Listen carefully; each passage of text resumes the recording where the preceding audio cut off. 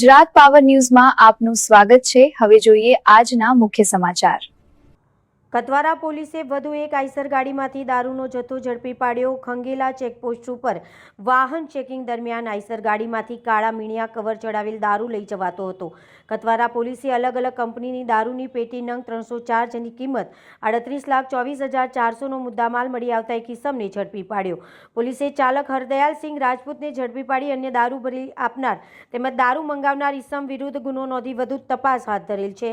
આ દારૂનો જથ્થો સુરેન્દ્રનગર રાજપૂત તેમજ કતારસિંહ રાજપૂત રહેઠાણ જેસાખેડા રાજસ્થાન નાઓએ ભરી આપેલ તથા આ દારૂનો જથ્થો અજય ભરવાડ રહેઠાણ વલભીપુર ભાવનગર ગુજરાતને મંગાવ્યો હોવાનું પૂછપરછ દરમિયાન સામે આવ્યું છે। કતવારા પોલીસે ચારેય ઇસમ વિરુદ્ધ પ્રોહિબિશન એક્ટ મુજબ ગુનો નોંધી વધુ તપાસ હાથ ધરેલ છે। રિપોર્ટર અભયસિંહ રાવલ, દાહોદ।